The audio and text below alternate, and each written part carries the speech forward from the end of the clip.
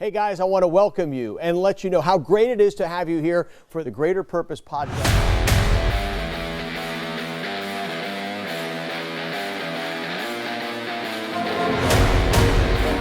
What's up?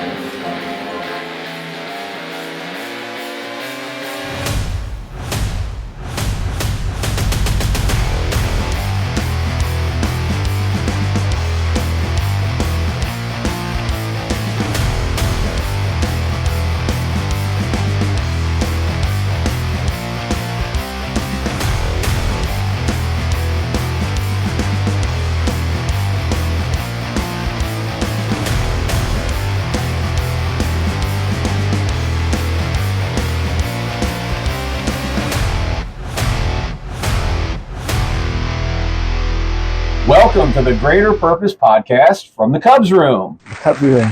Yay! Yeah, This is great. crowd is great. How many cards did you say were in here? Over 50. I stopped counting at 15,000. You stopped counting at 15,000. Yeah, I was counting, and as I put them up, I would count sections.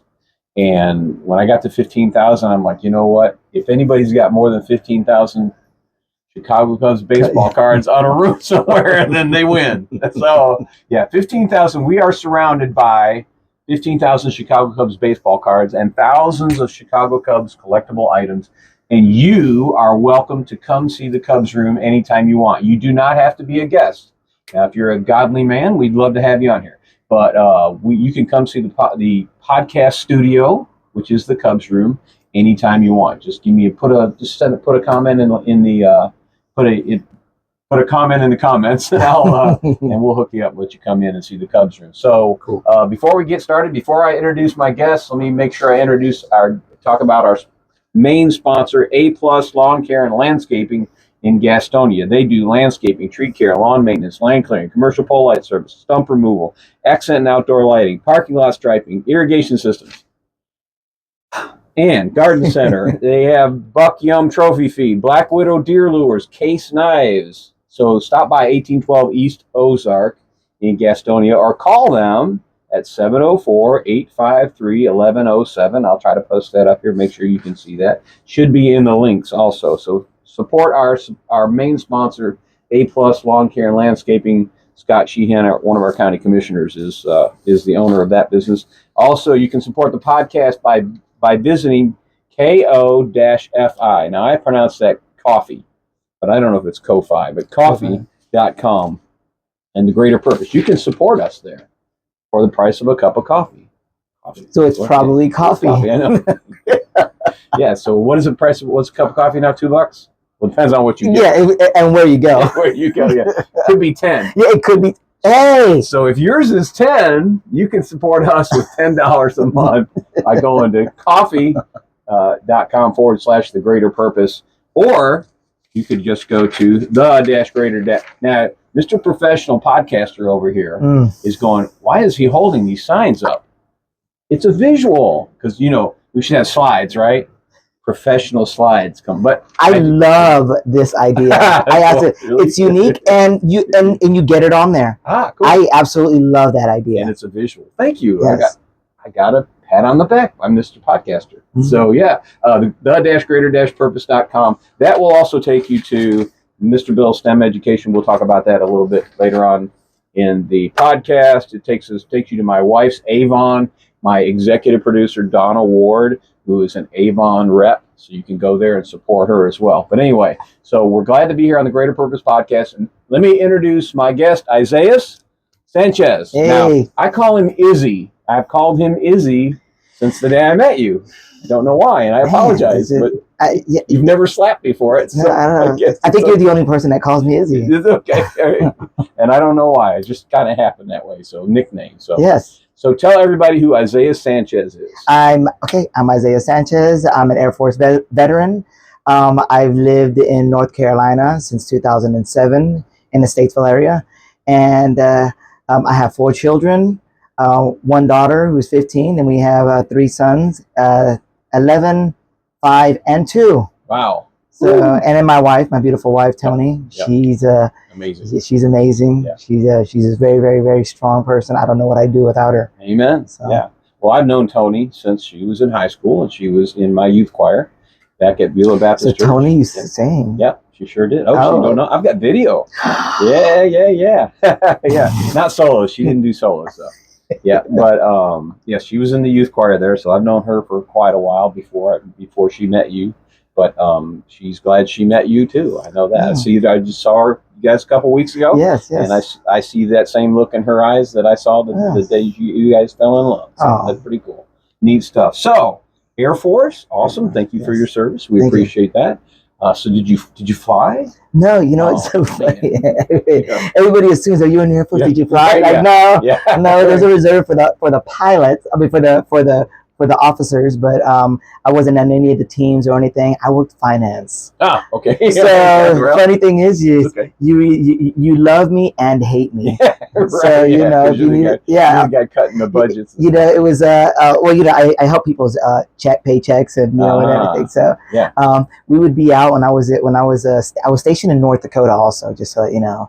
But when we would be stationed there, we'd go into town, watch a movie or go to the mall, and someone would stop me. Yeah. And they say, Sanchez, and they'd ask me a couple of questions, and I'm like, come to the, I try to answer whatever I can. They say, come to the office on Monday, Tuesday, and then I'll look on the computer and we'll help you out. And then they go on their merry way. And my wife would turn to me like, who was that? I'm like, I have no idea. I have no idea who that was. But I worked customer service and finance, and everybody got to see my pretty, shaved face. And back in the day, but now I'm hiding it with this thing. How many years were you in? I just did 4 years. I did one term in Grand Forks, North Dakota. Okay, gotcha. Yeah, our coldest season year that I was there, with the wind chill factor, was -69. Yeah, it was not fun. Woo, yeah, well, I lived in Chicago for a while, but never got that. Wait, are you sure? Yeah. You were in Chicago? Yeah, right. I know. Are you sure? Actually, I was actually in the western suburbs, so technically I didn't live in Chicago, but and it got cold. My wife kids around about the wind-driven snow and walking 4 miles and all that kind of stuff to school. They really did. You really did, man. Those, coming from Florida first and then going to North Dakota, I didn't know snow was crunchy. Yeah. I don't know why. So because all you ever saw, if you saw anything, it just fell and melted. And I've never been around snow. I was from New York City, but I was 3 when I left there. Then went to Florida, went to California and Florida and everything. But when I first saw real snow and I was in front of it and I can touch it, I went outside and it was just crunch. I'm like, whoa, it's crunchy. I love it. I thought it would just be like soft. I didn't expect the sound. That's hilarious. So, in the Air Force, married, 4 kids? How many? 4 kids, 4 kids. All that kind of stuff.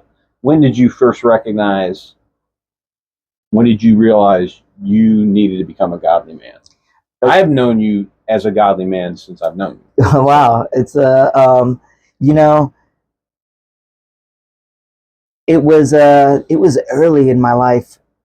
So, first of all, like I remember, growing up, we were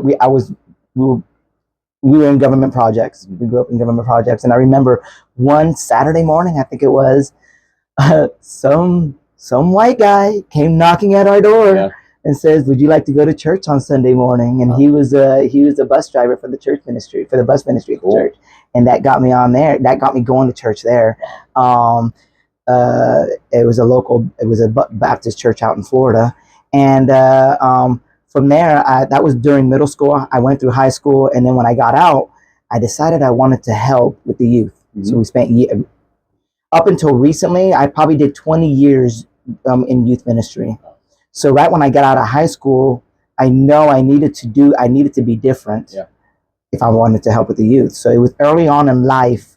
I was involved in youth, so I knew then that I needed to be a godly person. So, but being raised in the environment that I was, in the neighborhoods that we were, I consider myself to be very, very blessed. I had a mother and a father. I actually didn't know how poor we actually were until in the last 5 years. Wow.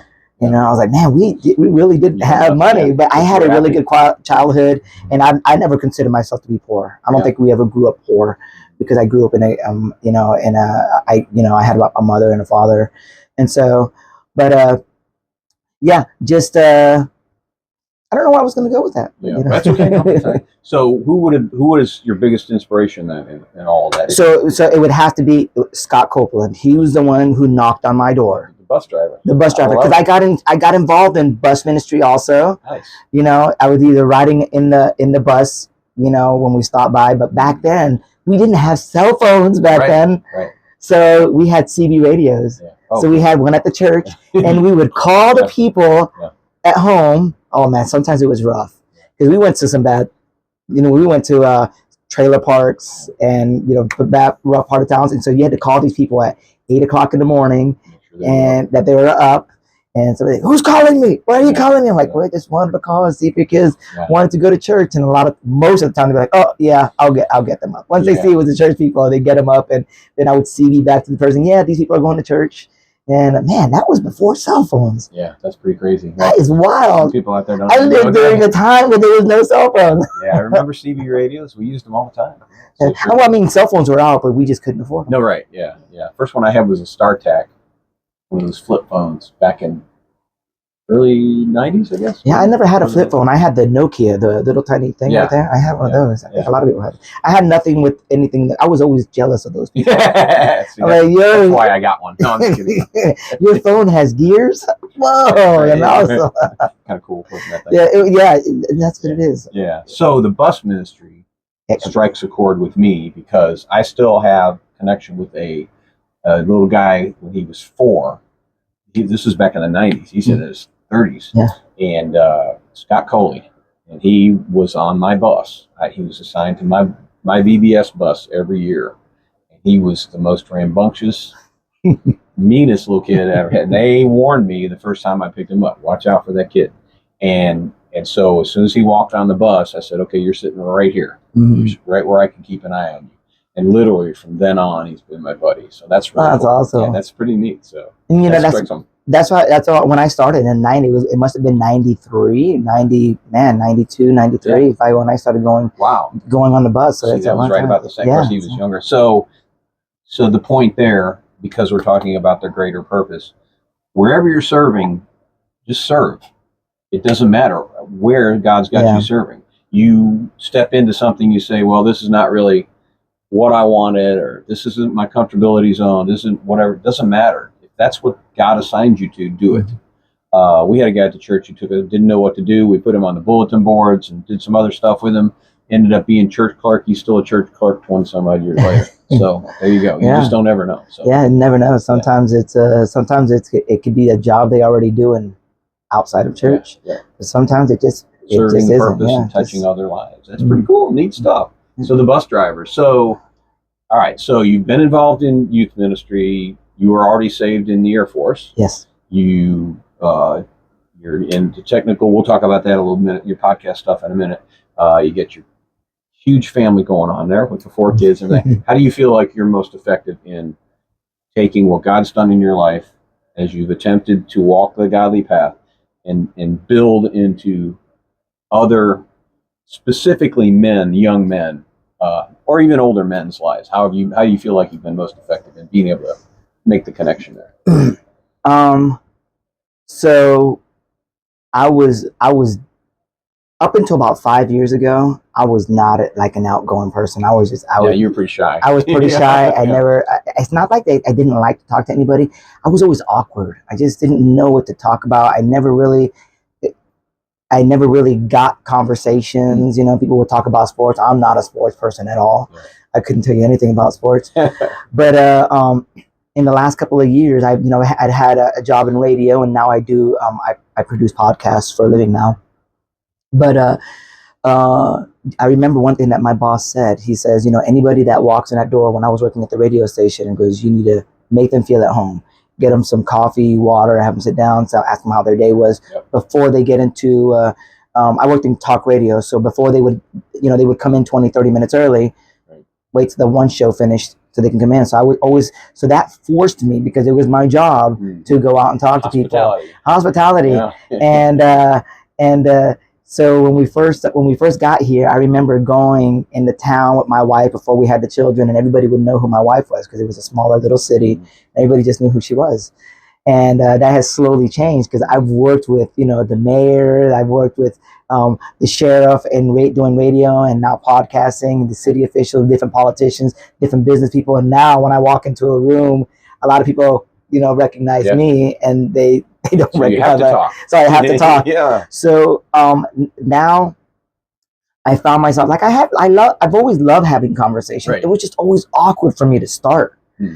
And so now that I am able to have conversations with people, I realize, just because they're having just because there's 5 of them having a conversation about something that I'm not into, I can still add to the conversation. I mean, we're just adults, Right. and we're godly people. We're men, Right. we can still have the conversation. And so I would just talk about other things. Just talk about, family life. That's the biggest thing for me now, just telling family stories and with my children, with my daughter and my 3 boys. So I think having a connection now, forcing myself to create conversations. Now I realize, I can talk about myself and I can talk about my family, and that's the biggest. And now, we had a lot of tragedy in the last couple of years, and my wife's side of the family, but really close to me also. Yeah. And I was able to open up last week in a men's lunch. Okay. And I was not expecting it. Mm.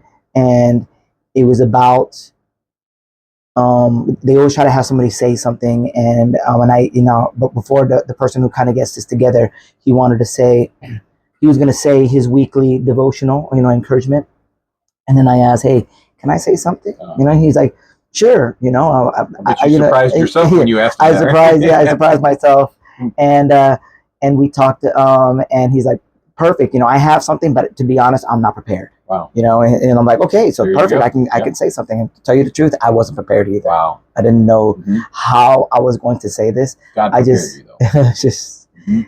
I didn't know how I was going to say this, but I said it. And I didn't know how they were going to receive it. If it was going to be just something that's going to be like, an eyes roll type of thing. But I had to explain some tough, I told them I had to explain some tough things to my son. Yeah. And some tragedy that happened in our lives. Right. And my son is 11 years old. And how do you explain that to your son? Your son knows that someone has passed away. Mm-hmm. My son knows that someone has passed away, but didn't know how. Right.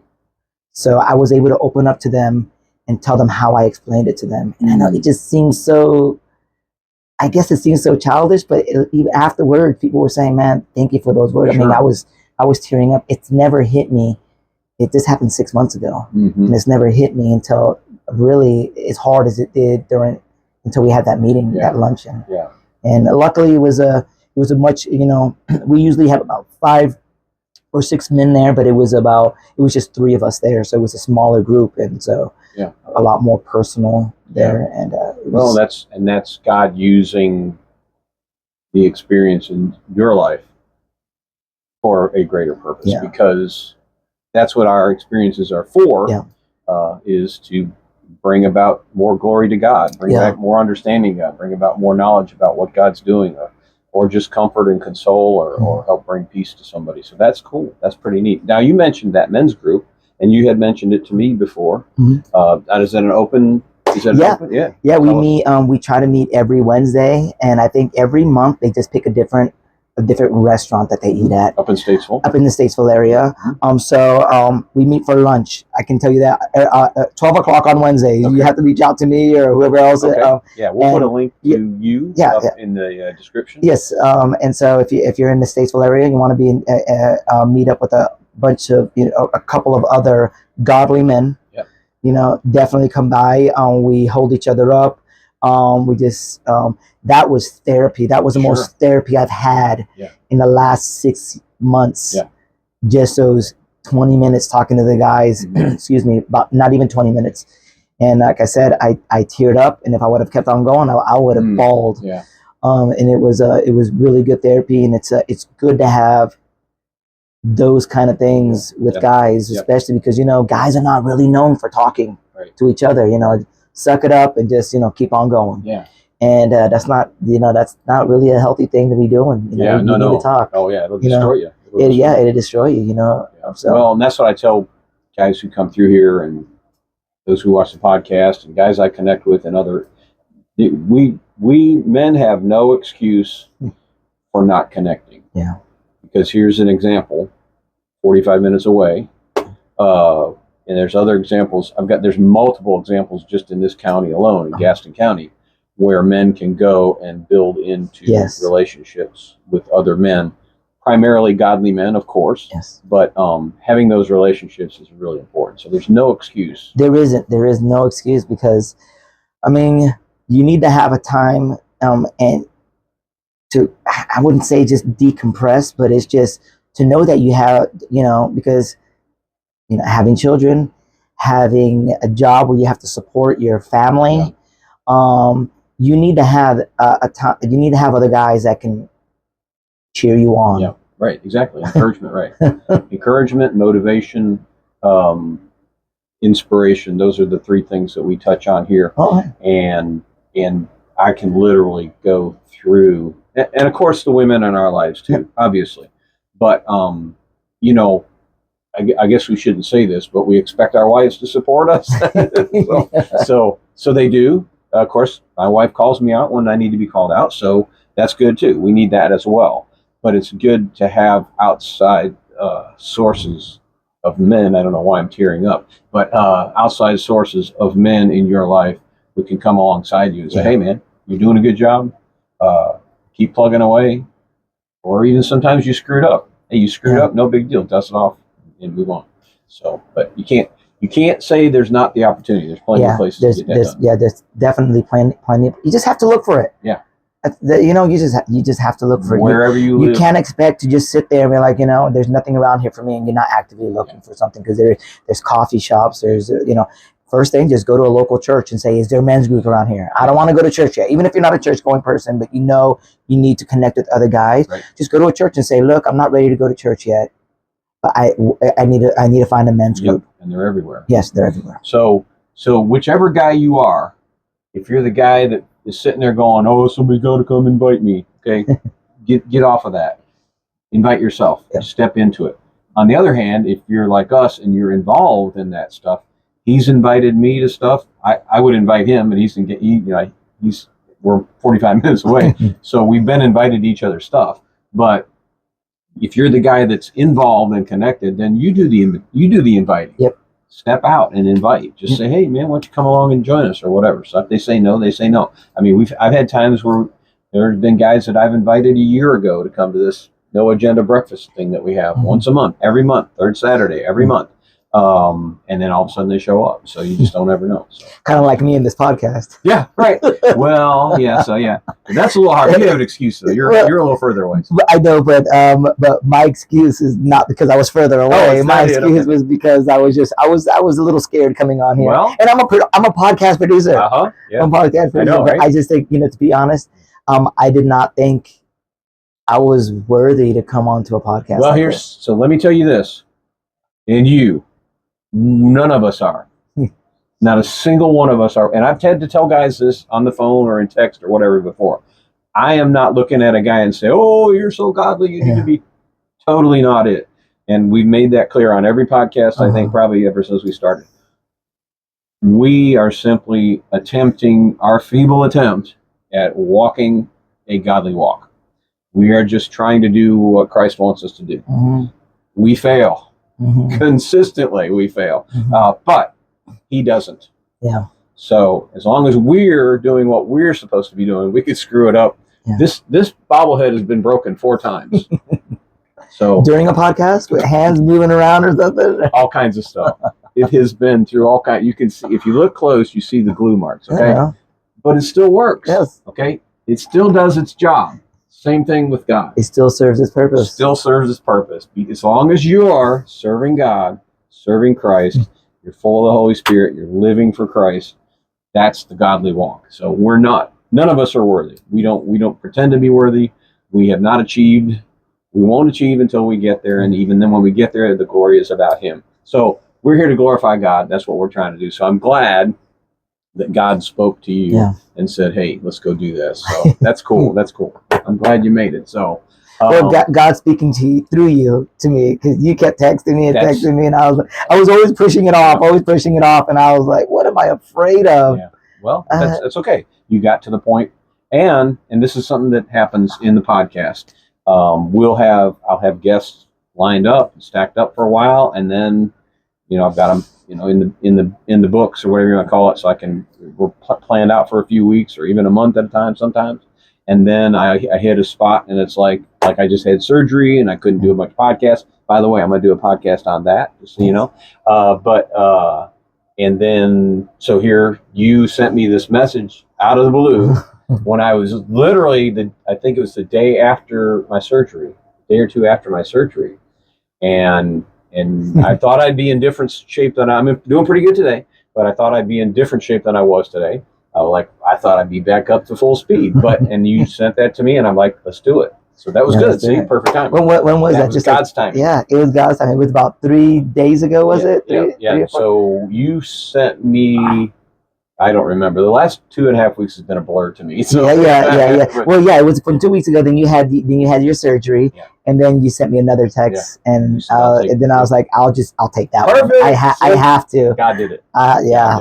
So tell us about your podcasting. I know this is about other things and inspirational and spiritual, and I know your podcasts are not always all about God, I'm sure, but because you're a professional and you're serving all kinds of people out there. But tell us about the podcasting stuff you do.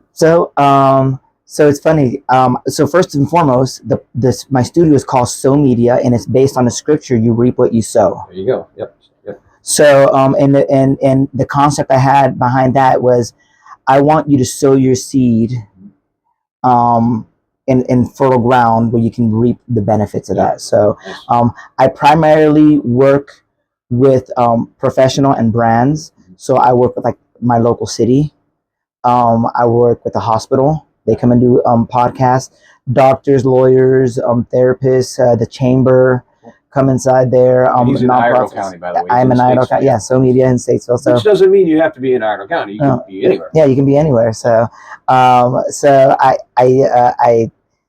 had a professional place, and I specifically wanted to stay away from. First and foremost, I don't like to call those podcasts. Mm-hmm. It's just content. I like to call it, because they're just giving out information, and it is podcast. Don't get me wrong, but I specifically try to stay away from entertainment type podcasts. I wanted to do educational type podcasts. Okay. And so I stayed away from that. And the reason is because as a business, doing those kind of podcasts, for me would be a little bit unsustainable to do it. But when you have somebody who's a doctor or a lawyer, therapist, and they're looking to get leads, they create podcasts, talk about, for businesses. So that's the route that I took. And just recently, in the last 6 or 7, 8 months, in November, probably of last year, I started taking on more like the entertainment type podcasts. So people are starting to see what I'm doing, and they're coming in prepared. So they're coming in already prepared. Because like I said, when you're a business, you already have the money to kind of put into, because it's a business expense. But when you're doing it for just entertainment, you have to come up with the money yourself. Sure. Yep. And there's no money in this. Just so you know. There's no money in this. Nothing. There's no money in this. Not yet. Maybe we'll get there one day. That's okay. But I do have a full service podcast, and that's what kind of differentiates me from everybody else. Right. A lot of podcasting studios, you go in, you record, and then they give you the media, and it's up to you to edit and do everything on your own. Wow. Okay. So that's like 90% of the work. Yeah, right it there. is. It is. So and so I thought, hey, let me go ahead and create a place where people can just come in, do their podcast. And I have a 24-hour turnaround. So, nice. Wow, that's amazing. Let me tell you something, folks. What he's saying, if you need podcasting done, branding or now entertainment, what he's saying is huge, because what you see right here, although it's getting guests here and they're taking time and we're spending time, this is time. I get that. But what happens after this to get the product to you so you can see and enjoy the podcast and be informed or whatever? That is huge. Yeah. And you are lucky because you have a dedicated space. A lot of people have to set something up, You know, that could take 35, 45 minutes or an hour setting it up. Then you do your podcast. Then you tear it down another 30 more minutes. Wow. And then you got to do the dreaded editing. Yeah. And you could spend 3, 4, 5 hours editing something. Yes, absolutely. And so at the end, and then if you wanted to do this every single week, you got to ask yourself, am I going to do this for 8 hours a week? Right. Yep. So with my podcast, obviously you have to get your content together. I would say, and I train people how to do that. Yeah. Also, we have an hour, probably about 2 hours long worth of training, and I show people how to script their content and everything. And so now, you know, you have a doctor or a lawyer who's been doing this for 30 or 40 years. They know what to talk about. Sure. They just come up with ideas. Yep. They know how to script it now because I gave them a template on how to script everything. Yep. And they just come in, record. So they might spend 20 minutes, 30 minutes getting everything together because they've had 30 years of experience. They come into the studio for about an hour, and then when they leave, they get that email that says it's done. And it's funny because the contract says 24 hours, but I try to get it to them within 3 hours. Oh, nice. That's finished, edited, completely edited, music, graphics, video, and they get 2 files. They get a video file and they get an audio file, and all they got to do is download it and then upload it to whatever social media what they want. That's amazing. Right there. I'm telling you, folks, if you don't know, and if you're interested in doing a podcast or any content or any kind of consult, I help people with consultation also. Yeah. One of the people I train to do this, because they do their own content kind of like you, they don't need the studio. He's 80 years old. Wow. And he posts every single week. That's cool. So what about marketing too? I mean, now here, so I'll tell you guys a secret. I saw you right about my 13th, right in the 13th, 14th range of our episodes. Okay. And I don't know if you remember. Wow, really? Yeah. So, and I asked you some I said some things to you, and I told you I wanted to quit, and you asked me. You said when was that? And I said about the 6th or 7th episode. Yeah. And you said, dude, that's when most people give up. So, I got to tell you something. Yes. So my wife and I, in 2019, we decided to do a podcast. We were doing it in our basement, and it was just audio then.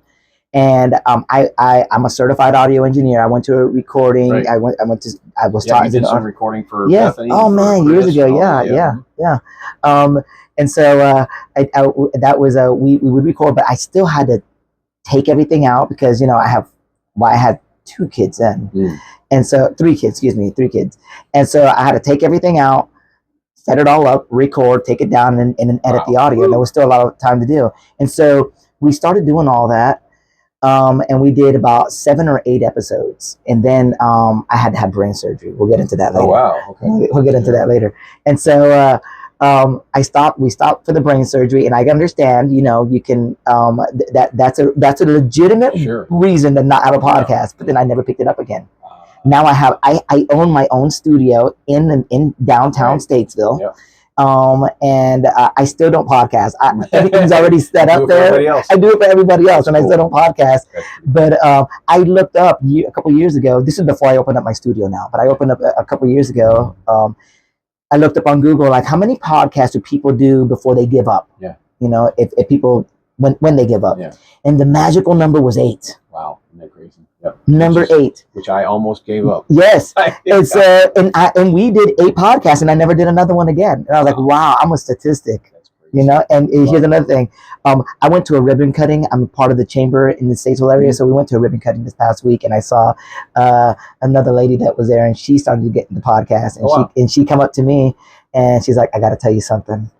And I'm like, what is it? Because she was asking me some questions, picking my brain and everything, and she's like, I stopped at number 8. I'm like, oh my goodness! Wow! Yeah, it's really, really hard. Well, so what you don't know, and I guess I should have shared. Well, and I've been contacted. I've been sending you numbers and all kinds of stuff. Yes. And you've given me some great information for free, by the way. So sorry for jumping in there, but yeah. But so after you said that to me, I think that was literally right around the 13th episode. Okay. I was like encouraged because I'm like, well, okay, well maybe I'm past the breaking point then. And now we're at 118. I know, that's what I was like when you said 13 and now you're past 100. Yeah, so it's crazy. When we hit 100, I was like shaking my head going, what? So, how many subscribers do you have? It's not, so 4,000, 4,500, somewhere in that range. Subscribers? Yes. And wow. And over 130,000 views. And so, yeah, it's crazy. It's insane. I mean, literally. So what you guys, I may have said this on the podcast before, but I mean, when we hit 100 views, I was like freaking out. Yeah. I was like, this is so great. This is so great. But it took forever. Yes. You know, and then when you hit 1,000, it's like, whoa, this is so great. You know, or when you had 100 subscribers, this is so great. Yeah. So we hit a certain area. So this is inspiration for anybody that might be doing a podcast. We just hit certain plateaus, and then they level off for a while. You were sending me those numbers just back to back to back. You're like, we did this, and I was like, you're just taking screenshots and showing me. That was. And then I ran into a guy at the Southern Christmas Show, and then my producer Stephen Wright. All of you guys have contributed to me trying and doing and changing, and of course my wife. She watches every single podcast, and she says this worked, that didn't work, don't do this, do that. She's been great. So I don't always follow her advice, but most of the time. And so, but anyway, so having taken all of that, so listen to people when they tell you stuff, do what they say. And so, and that's what Stephen had said, and maybe you did, and maybe the other guy even said that once you hit a certain point, it's like, it's exponential growth, which is like a business or anything else. It is, yeah. Once you hit a certain point, it's like a snowball. Yeah. So since we hit, I don't know, probably 70,000, 80,000. It's just been like this. So now it's like 1,000 views a day. It's insane. Wow. Yeah, it's crazy. Now that's the channel. So you guys go watch it. Go watch the other episodes of the podcast, because there are some amazing guys who've come through here with some just crazy stories, and you don't know until you go back and watch them. So, but yeah, go back and watch them. So here we are, 100. Pretty sure 100. Donna said to stop saying what episode number it is, because sometimes I'm wrong. We're somewhere in the 118th episode area. Yeah, there you go. There you go. Yeah, that's awesome. It's crazy. So. You know what? You just got to do it. You just got jump in and do it. You just got to jump in and do it, and it doesn't have to be perfect. No. As long as as long as you make as long as you get 1% better every single time. Right. That's it. You know, you look at your first episode. Oh yeah. Grainy, yellow, crazy. Yeah, the lighting probably wasn't good and everything, and the screen, for some reason it was filling this part instead of. Oh, you didn't have the settings on your camera right and everything. That was Steven. I'm gonna blame that on the producer. That was his fault. You know. Okay, Steven, there you go. So, and then what you find is people that you run into that have been like watching. Oh yeah. Following. Do they stop you in public? Well, so some of them go to my church, and so Sister Gail is one of them at our church, who has watched every podcast, and my goodness, she has even recruited podcast guests for me. But yeah, I was at a 4th of July thing last year, and I'm just taking pictures and doing the stuff that I do. And I was talking to somebody, and I introduced myself, and he said, "Yeah, we know who you are. You what? We watch the podcast." Like, what? It's crazy. It's neat. It's amazing. So because you're making a difference. Yeah, so, But so even if it's one person. Now, when we started this, it's like when my wife and I used to sing, or when Bethany used to sing, or go out and minister or whatever, or you're going to go out and go into the mission field, or go out and serve the neighborhood or whatever. If you can reach just one person, then you're making a difference. Now we say that, and then one person shows up and we're disappointed. I've never been disappointed in anything that's happened, because I never expected any of it. So if you reach one person, then you've reached that person. So cool. And maybe that one person can reach 5 other people. Yep. But if it wasn't for you spending time and not getting upset and letting your ego come in and say, "Oh, great, I thought this was going to be huge," and you give up and don't give the attention that God told you to give on that one particular person, then pride. Yep. Yeah, I sent Steven. He was in California somewhere, and I was sent him to. I quit, dude. I quit. I'm done with this. I mean, literally, I still have the text message. Wow. I quit. I'm done. I'm not doing this. Forget it. You need to post those. And he encouraged me back from there. No, man, keep going. You got to do it. He had a vision that I didn't have. Mm-hmm. He had the vision when he walked in this door. That's kind of like, he's like you. Yeah. He's a visionary. He kind of sees. God helps him see bigger pictures. Yeah. And I wouldn't. Now, if you'd have said that we were right now where we are right now, I would have said, I mean, really honestly, I would have said, you're crazy, because I told him he was crazy.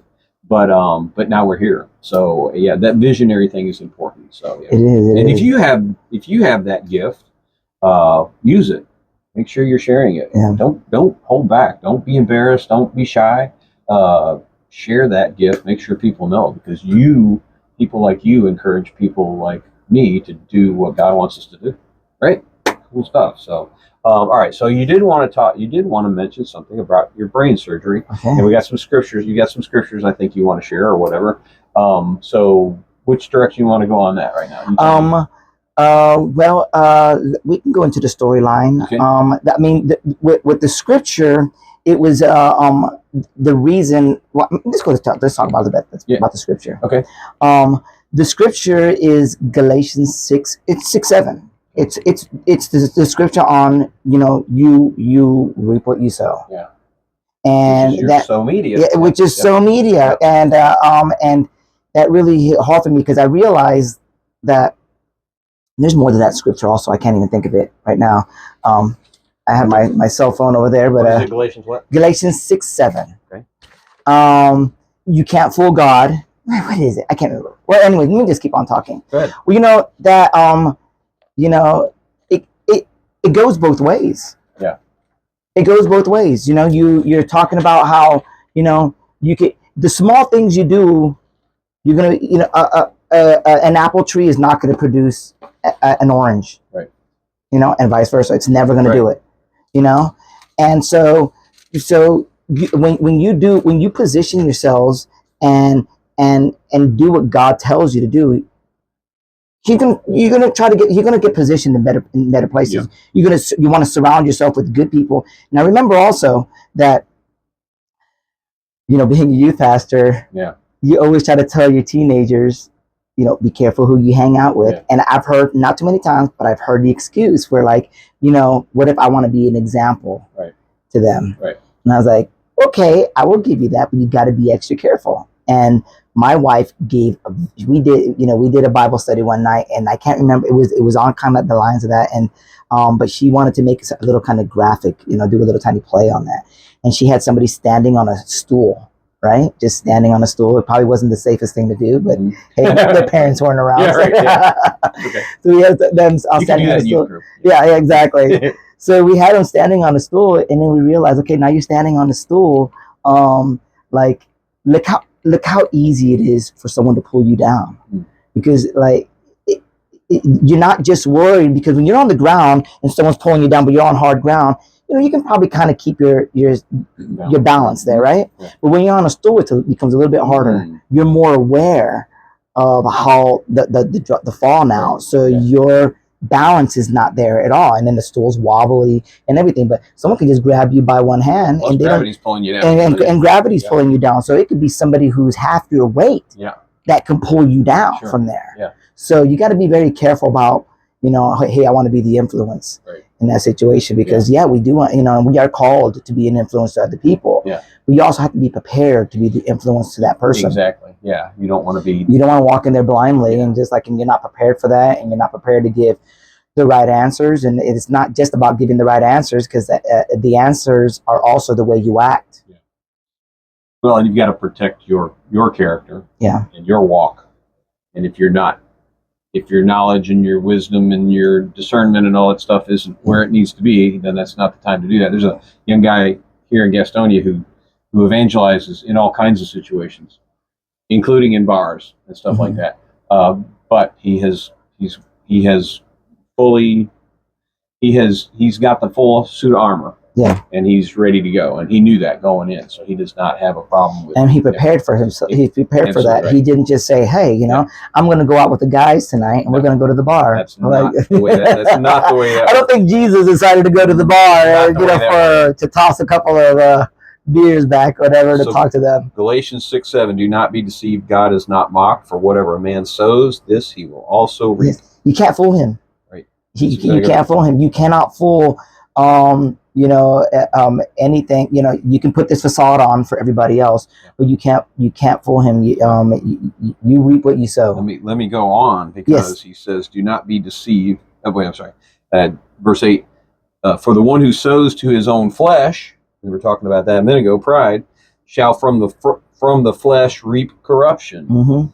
But the one who sows to the Spirit shall from the Spirit reap eternal life. And let us not lose heart in doing good, for in due time we shall reap if we do not grow weary. So then while we have opportunity, let us do good to all men, especially those who are of the household of faith, et cetera, et cetera. So yeah, so definitely, I mean, that's what we're talking about. It's what we've been talking about. And your ministries are that, and so is your. And that scripture has always stuck with me, which is why I named my Love it. my business after that. So it's so funny because a lot of people come to my studio and they just kind of just look me up online, and when they come in and we meet them, they're like, Sal Studios. I'm like, oh man. I don't know why I would think. I guess. Yeah. So because I mean, it's spelled the same way. But Yeah, I would never think anybody. Because you go to church. Yeah, right. Yeah. I guess so. See, and our verse, Romans 8:28, that we know that all things work together for those who love God, those who are called according to His purpose. Similar kind of thing. Yeah. We're doing God's work. We're working in His field. We're plowing in His field. And He reaps the harvest for us. So that's pretty cool. Cool stuff. So that's your favorite. That's your life scripture there. Yes, in this time of my life, in the last couple of years, that has been it. That has been sticking out. I've had one particular, like if we needed to name a person in the Bible that kind of stands out for me, it's always been Joseph. Okay. Yeah. It's always been that story. I love that story. Yeah, he's amazing. I love that story. Yeah. I've been able to point to him. Every once in a while, I'll just post something up on Facebook about something happening that you're seeing like publicly, and Joseph comes to mind because he's an example who was in the world. Yeah, he had a worldly position. He was involved in politics, administration, delegation. All that kind of stuff, but look what he did. Look what God did with him. So Joseph's I love that story. Sorry, I didn't mean to. No, I love that story. Sure. I named my son Joseph. Because all of our other Bible heroes, which we have many, of course, they're all heroes. They're all fallible, just like we are, but heroes. They're preachers, they're teachers, they're apostles, they're ministers, they're judges, they're all that kind of judges for God in a spiritual sense. But you go to Joseph, and I guess there are probably others somewhere, but he's the one that I can think of, the only one I can think of that was not a spiritual leader, but still was a spiritual leader. Yeah. That's why I try to tell guys about politics and community service and whatever you're doing. Just bring God into the picture. That's Joseph did. Yeah. And he was a slave. I mean, he started out as a slave. So. But anyway, cool. Yeah, slave accused of right, exactly, rape and spent time in prison and then got forgotten in prison, and it's that story it's always been my favorite. Yeah. He never stopped following God. And I don't know that I could ever do anything like that, and gone through that, gone through how much he's gone through. I was like, wow, how does somebody go through all that and not walk away? Don't turn your back. God's there. Wow. He'll bring you through. You may not see the other side of it. So, and this is what I tell guys who are your age, since you're 40 what? 46. Okay, so I think. I'm only 16 years older than you. That's not a whole lot, I guess. But guys in their 30s and 40s is the interesting thing that I'm seeing as I get older is because you say, well, God may never show you, you may never see, and I get that. I understand. There are a lot of things that I haven't seen and maybe never will until I get there. And then I won't care when I get there. But there are a lot of things that he has shown me, why I had to go through what I went through, what his purpose was, even in something that somebody else did to me or against me, why it had to happen, just like with Joseph. They had to do what they did for God to do what he did through Joseph. So, but I believe as you get older in your Christian walk, I think God starts to show you some of that stuff, which is really amazing, by the way, because then you go, I get it. I understand why that happened now. So back when we were doing stuff with some musical people, and without saying anything negative about anybody, that's not what I'm trying to do, but some things just didn't work out. It just didn't work out. And I'm thinking talent, opportunity, everything was like laying right there before us. You were a part of that. It was right there in front of us. and it slipped away. Yeah. And I know now why, Yeah. because that's not where God wanted you, Yeah. not where God wanted me, not where God wanted them. So, but anyway, yeah, so cool stuff. Neat. So Joseph is your favorite. Any other favorites you got that you wanted to mention? Or?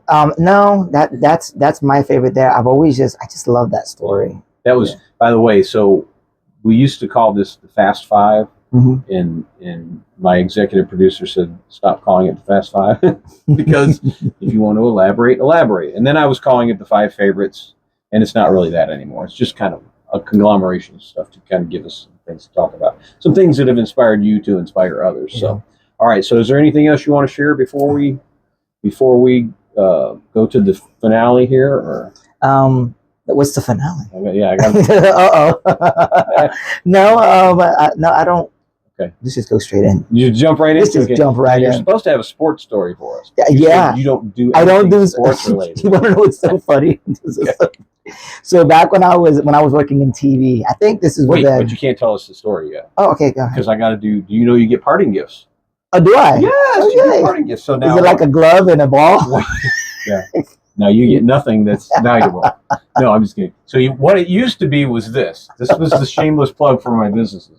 Mr. Bill and Bill Ward Photography hand sanitizer. The problem is, this is my last one. We're out of those. So what we've done is Morgan's Shoes and Bootery, which is in Gastonia, who is a sponsor of the Greater Purpose Men's Conference. Wait, that doesn't say men's conference. That does, but it's stuck. Greater Purpose Men's Conference. Morgan's Shoes and Bootery, another one of our sponsors for the conference, has these cool little portable hand sanitizers, which you can refill. So that's nice. That's one of your parting gifts.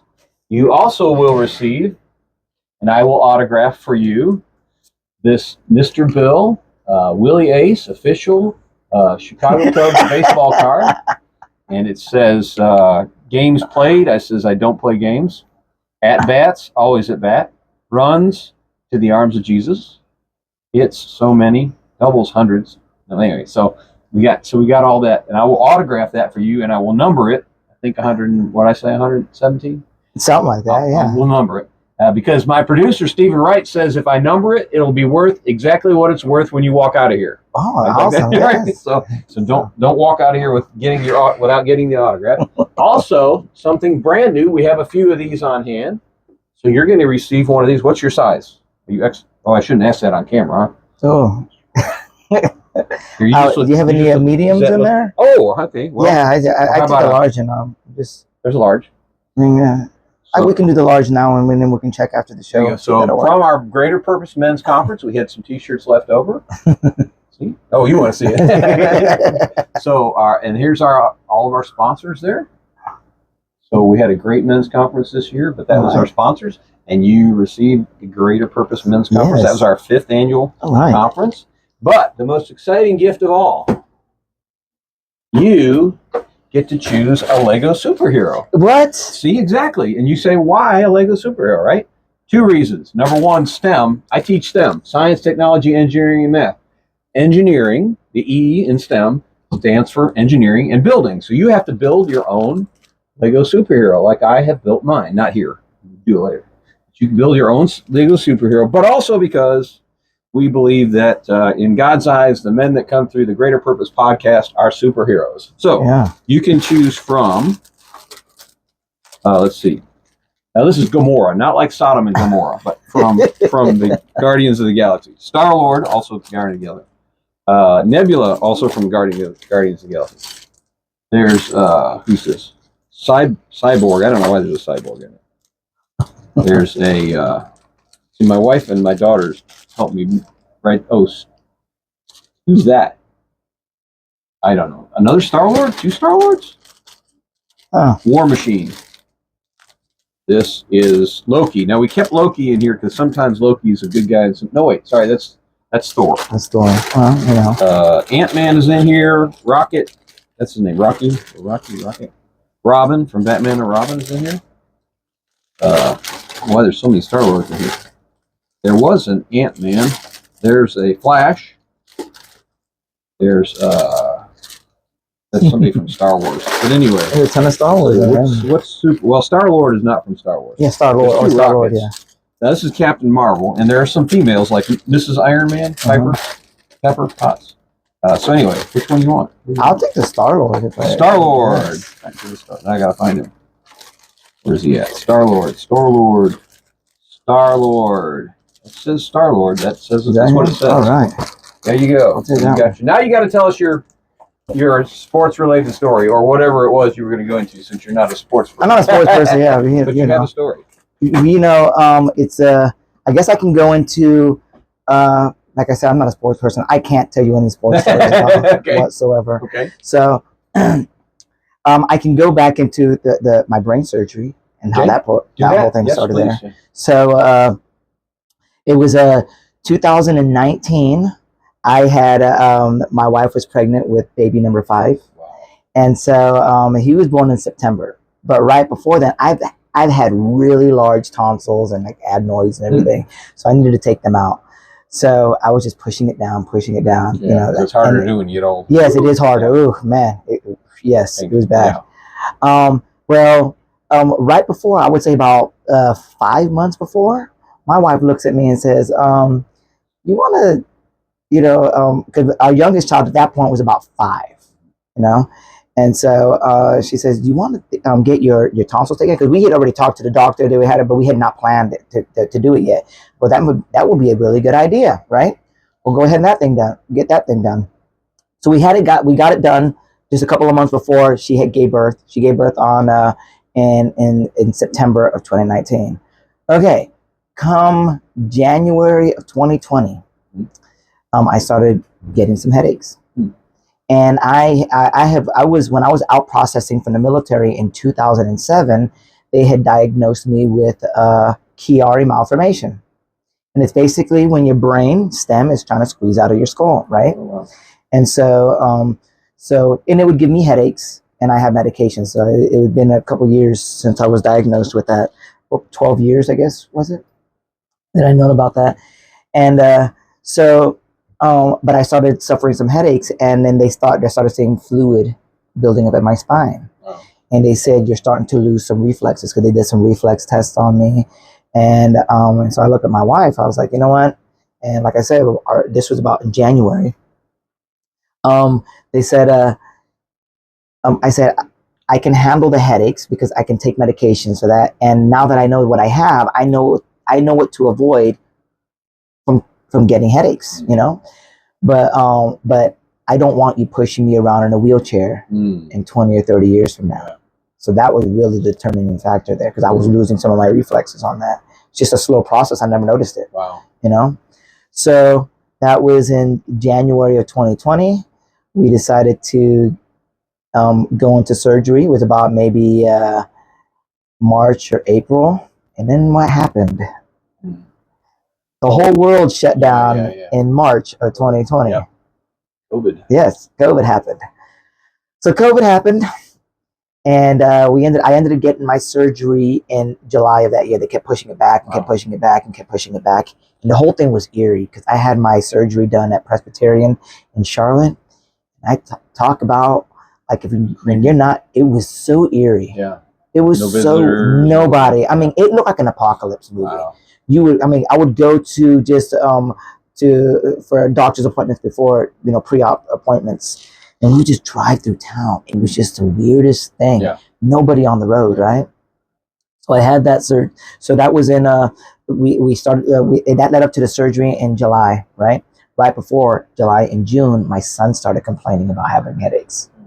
So now let me go back a little bit. My nephew has Chiari malformation, and he had surgery to get it corrected. Yeah. So what they do, they took like a little tiny piece. I guess it's genetic. I don't know, but they haven't really said it was. I don't know if it meets all the medical criteria for them to say it's genetic or something like that. But, sounds like it. But yeah, it sure does. And so, but anyway, they took like a piece of my skull out to kind of relieve the pain and everything and stuff like that. So, and you can see a scar back here. Wow. So a month before my surgery, my son started complaining about headaches. So we got it checked, and they said, your son has Chiari malformation. I'm like, okay, right before my surgery. They're like, well, luckily he has no fluid in his spine at all. But now that we know that he has Chiari malformation, we can check him every 5 years for the rest of his life, kind of keep track of it. I was 27 years old when they found out mine. He's 7 years old when they found his. So he has a jump start. Yeah, they can monitor it. Yeah. And so, so that was good. I guess it was just God telling us, gave him just enough headaches that we can find because he doesn't have them. Yeah, you could have died. Yeah. Well, no, you could. Paralyzed. Yeah, you could have been paralyzed. It's more debilitating. I don't know that anybody dies from Chiari malformation, but the headaches are extremely, extremely painful. So pay attention. Yes, pay attention. So I had the surgery in July. 8 months later, my daughter started having vision issues and like headaches. Right. Wow. So not even a year later, they go in. Because I had Chiari, my son has Chiari, my nephew has Chiari, they decided to go have her scanned. They just, hey, we're going to do this. They had her scanned, and it turns out she has what's called an AVM, arterial venous malformation, which is basically a cluster of veins that were forming, like veins connecting directly to arteries, which is not a good thing because one is a high pressure, one is low pressure, and they can burst. Well, what happened was this was inside her occipital lobe, inside of her brain. Wow. So, they were afraid that it was going to explode, and they usually say the way we find these out is after the fact, and usually half of the people are paralyzed for the rest of their life, a vegetable, and the other half is dead or dead. And she was 13 years old or 10 or 11 years old when we found this out. So we had surgery. They went through her leg, all the way up her heart and into her brain, and actually glued it. Wow. Yes, they glued it, and then they did 5 rounds of radiation. And they kind of sealed that. So, and then, the next couple of years, we went through a lot of stuff. We lost my father-in-law, and then we lost my brother-in-law. But my daughter, they said we don't have to worry about her brain anymore, but now she's having some other medical issues in her legs and like her stomach, her gut and everything. But what I tell every guy, you know how guys are, they're macho, at least in our generation. I have a pain in my gut, I don't need to see the doctor. I do it. I tell everybody out there, don't go, I know you're a guy and you want to be macho, but don't go to the hospital or see the doctor because of you. See it because of your kids or grandchildren. We had to go because it was happening in our occipital lobe, and we went to the pediatrician for my daughter, and the pediatrician just couldn't just send her. She had to do some research before she can send her up the chain to specialists, right? So she said, let's just send her to an ophthalmologist, right? And I had a buddy of mine before he retired. He's like, yeah, I'll check her out. And he looked at her and he says, Isaias, everything looks normal inside her brain. Now, normally, I would tell any of my patients, come back in 6 months because I don't see anything wrong. But because of what happened to you, what happened to your son, and what happened to your nephew, I'm going to send this back to your pediatrician that says, I don't see anything. There's probably some concern here. And they had her checked out. We went in one day to go check her out. And I can't remember where it was, somewhere in Charlotte. And we went to the mall afterwards. And right in the middle, I remember I was in the Skechers store looking at shoes. And my wife was like, hello, talking. And she just started crying in the middle of the store.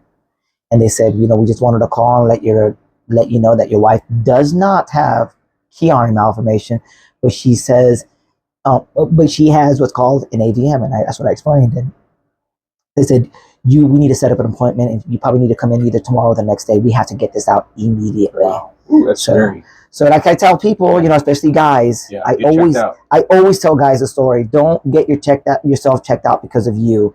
Get yourself checked out because now there's medical history for your children and your grandchildren. Right. Yeah, there you go.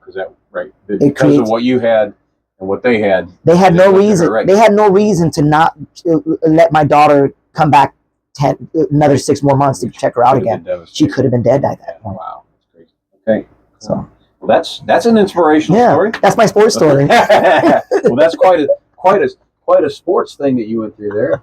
That thing was on the screen. I just got rid of it. So, but that's cool. That's good. So I had another guy come in who had no sports stories at all, but he told another story. So that was good. So 2 now. Yeah, that's 2. Yeah. So you guys are changing. You're changing the trend.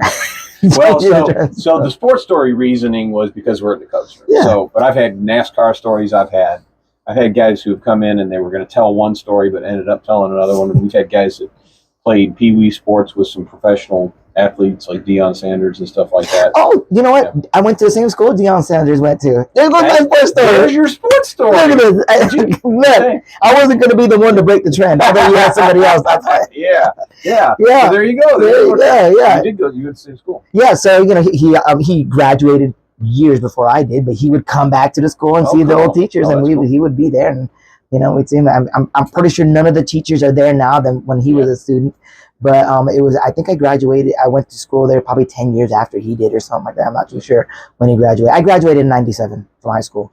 But yeah. It's pretty cool, the ones that come back, because some of them don't keep that connection because they get the big head. And he was very big headed. Yeah. He was showboat. Yeah. But I think he's always kept his feet to the ground. Yeah, although he was, but I mean, it made him what he was. Yeah, exactly. It made him the superstar that he was. Yeah. And he played the part. He did. He played the part.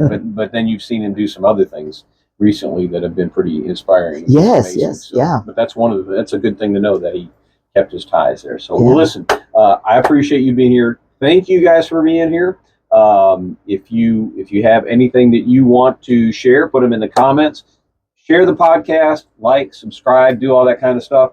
This man right here told me don't ask people to do that until you're done with the podcast. Because then you've given them something to like, subscribe, or share. I don't know if you remember. I remember. I tell everybody that. Yeah. So, because I still do it sometimes at the beginning. Yeah, I've done it before. So I try to wait till the end, but sometimes I just blurt it out. I waited till the end because he was here. So, but seriously, check out his ministries. Izzy, Isaias, I appreciate you being here. I appreciate your ministry. I appreciate your work. Appreciate the inspiration that you are. Thanks again for joining us on the Greater Purpose Podcast. You got anything else you want to say? No, just thank you for joining us. This was awesome. That's awesome. Thanks for being here for the Greater Purpose Podcast. We'll see you next week. God bless. All right. Man. How about that? That was, how long was that? Hour and 12. Really?